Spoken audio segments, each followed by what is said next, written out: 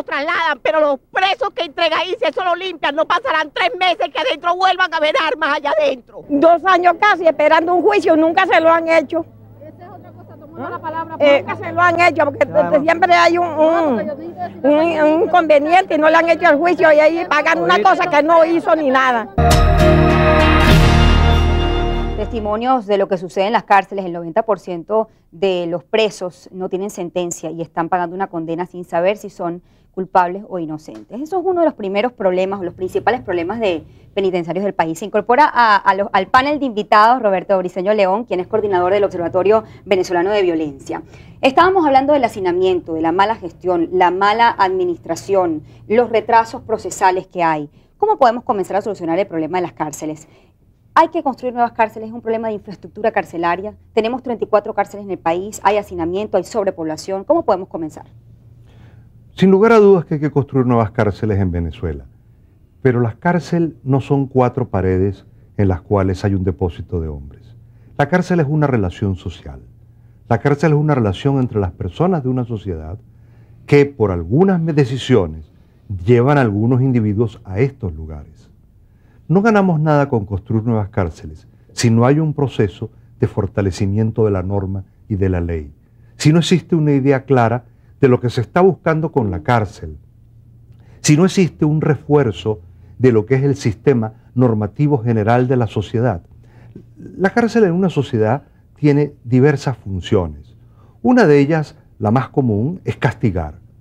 Y se castiga porque hay una ley que dice que hay algo que es bueno y que es malo, y lo malo se castiga. Si esa ley y si esa norma no tiene validez, fuerza en la sociedad, y donde no se aplica claramente que el que haga algo malo se castiga, no tiene ninguna justificación llevar a alguien a una cárcel. Entonces la cárcel en primer lugar está hecha para castigar. ¿Y por qué se castiga en una sociedad? O porque cualquier padre, cualquier madre castiga a un niño, o cualquier docente. O sea, ¿por qué se castiga en una sociedad?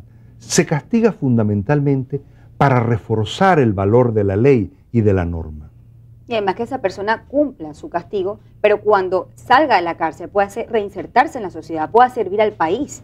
Bueno, esas son 2 componentes adicionales que tiene para la cárcel. Se habla de la reeducación, de la reinserción en la sociedad. Eso ha sido un ideal de las cárceles desde que las cárceles se establecieron, porque en la historia de la humanidad la cárcel no ha sido el castigo. Antes había pena de muerte, había torturas, había otro tipo de castigos. La cárcel fue un proceso de humanización y se planteó la reinserción, la reeducación. Eso todavía sigue siendo una utopía en nuestra sociedad. Fíjese que desde el gobierno, sobre todo en esta gestión, se trató de implementar lo que es el plan de humanización. Y fíjese que el sistema de orquesta penitenciario aplicado en 5 cárceles es un ejemplo muy bueno de ese plan. ¿Qué pasa? No es una muestra representativa porque tenemos 34 cárceles en el país. ¿Cómo se puede realmente humanizar una cárcel venezolana? Que este plan haya dado realmente resultado, que sea extrapolable a los otros recintos del país, carcelarios. Sí, lo que pasa es que es un proyecto y cuando tú tienes 10 problemas y tienes un proyecto que tiene que solucionar 10 o 20 problemas es como muy difícil. El proyecto como tal es muy bueno, pero era lo que estábamos hablando de que el preso hacinado, el preso en ocio, pues inventa cualquier cosa. Y entonces es lo que ha llevado. Solamente tenemos un proyecto porque lo demás, lo que es la pernota, que es jueves a lunes, no creo que sea uno de los proyectos. Es un proyecto que entró con el plan de humanización, pero no creo que sea el mejor proyecto como están las cárceles venezolanas. Las cárceles venezolanas no están ni para que estén la población penal que existe, mucho menos para que esté acompañado de la familia, digamos, ese interno. Entonces, obviamente la pernota no ha traído los mejores resultados. Es parte de ese proceso de humanización, aunque yo diría, lo que estaba comentando al principio, que si nosotros cumplimos lo que dice la Constitución Nacional, cumplimos nada más que es una norma que nos ordena hacer cárceles que tengan recintos para la educación, recintos para el trabajo, recintos para la recreación, que esté dirigida por penitenciaristas profesionales, ¿ok? Y que no estén concentrados, no estén centralizados el gobierno central, sino se les entrega a los gobernadores. Yo creo que nada más con eso, ni siquiera te estoy hablando de cumplir con la ley de régimen penitenciario, ni con la normativa de los procesados, que ya entraríamos en clasificación del reo, etcétera, etcétera, los tiempos que hay de la clasificación, qué tipo de clasificación se tiene que hacer. Para educar tú tienes que clasificar, o sea, tú no puedes meter, para hablarte de lo que es la docencia normal, un muchacho de 6º grado con un muchacho de 2º grado, por la edad, por una serie de características, o sea, tiene que tener una población en educación más o menos igual, pues, para reeducar. Entonces, estos procesos de clasificación, que son ordenados por la ley, tampoco se cumplen. Las penas sustitutivas de libertad, ¿pudiese ser un buen planteamiento cuando se comete un delito menor? Sin lugar a dudas, sin lugar a dudas. Claro. Lo que es importante, una cosa es que tiene que existir castigo en la sociedad. No es necesario la cárcel. Una sociedad puede vivir sin cárcel, pero no puede vivir sin castigo. Y castigo puede ser muchas formas en la sociedad. Entonces las penas sustitutivas pueden ser múltiples. Pero es que, insisto en el punto anterior, es que la pena sustitutiva como la cárcel tiene que tener por detrás un refuerzo de la ley. Si el gobierno, si el Estado, si la sociedad no hace un refuerzo en la ley, la pena sustitutiva de la libertad no tiene sentido. Ahora, la pena sustitutiva de la libertad también tiene que ver con algo que decía Javier, que es muy importante, que tiene que ver con la clasificación de quien se lleva a la cárcel, que es lo que dices, por penas menores. Sí. Bueno, ¿quién hay que llevar a la cárcel? Hay que llevar, fundamentalmente, los homicidas, hay que llevar los secuestradores, porque en las teorías de la cárcel, aparte de la reeducación y del castigo, hay otra que es sacar de circulación a las amenazas de la sociedad, a los enemigos de la sociedad. Muchas veces entra un joven que cometió un delito menor, además el retraso que hay procesal, ese joven termina al final, bueno, plagándose de toda esa situación, todo ese entorno, y comienza a distorsionar un poco lo que es su papel, o digamos el castigo que debe pasar en la cárcel, y termina siendo un delincuente que comete delitos mayores.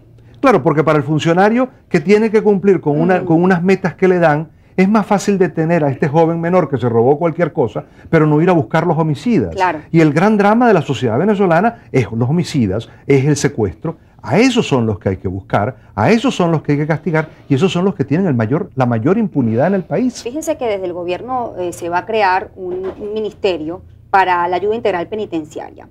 ¿Es una solución crear un ministerio? ¿No contribuye a crear más democracia? Necesitamos más que ministerios, quizás buenos gerentes. Aquí hay un problema en Venezuela que es gravísimo y ahorita se agrava más. Cuando tú tienes un problema, creas una comisión. Las comisiones nunca han servido, no de ahorita, hace 10 años, de 20, 30, 40, o piensa inmediatamente una ley. ¿Qué pasa en todo lo que es el penitenciarismo venezolano? Hay normativas desde constitucionales hasta legales suficientes que no se cumplen. Entonces lo que falta es crear una comisión. Como no pueden crear una comisión, crear un ministerio. Es lo mismo que crear la comisión. Señores, lo que queremos hacer es que se cumpla la norma, desde constitucional, que está muy clarita, hasta la ley de régimen penitenciario y la ley de procesado, que es la ley interna judicial. Entonces, si no las cumple, como ya no hay la excusa de que vamos a crear una ley, tienes que crear una comisión, entonces por eso se habla de crear, digamos, un ministerio. Pero esto en la práctica. En la práctica no va a servir, en la práctica nada. Eso no tiene ningún efecto. En la práctica es simplemente un gasto en papeles, en nombres. Bueno, pero es que eso ha sido clásico en la teoría de la incompetencia y en el principio de Peter, ¿no? Es como decir, tenemos un problema de hambre, vamos a hacer un ministerio para el hambre y vamos después a construir un edificio sede del ministerio para el hambre. ¿Es que eso va a ayudar a solucionar? No va a ayudar. Ahora, la presencia, justamente lo declaraba en días pasados la fiscal general de República, Luis Ortega Díaz. Ella decía que se iba a poner un fiscal en cada uno de los 34 penales que tenemos aquí en Venezuela. ¿Eso es efectivo? ¿Es necesario? Bueno, sin lugar a dudas, yo no solamente habría que colocar un fiscal. Yo no sé por qué no hay una persona de la Defensoría del Pueblo allí, porque ahí se le está violando claramente todos los derechos a unos individuos cuyo castigo es la privación de la libertad, no más allá de eso, ¿no? Habría que colocar un defensor del pueblo, habría que colocar los tribunales de alguna manera, habría que trasladarlos a los propios cárceles. ¿Por qué? Porque los individuos, los reclusos, tienen altísimos problemas para ser trasladados al tribunal, y eso es uno de los elementos de la causa. Sí, entonces, bueno, acérqueselo allá, busque la manera, apliquen los castigos, seleccionen las personas, y a partir de allí es posible mejorar, ¿no? Ahora, obviamente que tenemos problemas, ¿no?, que hay que solucionar de entrada.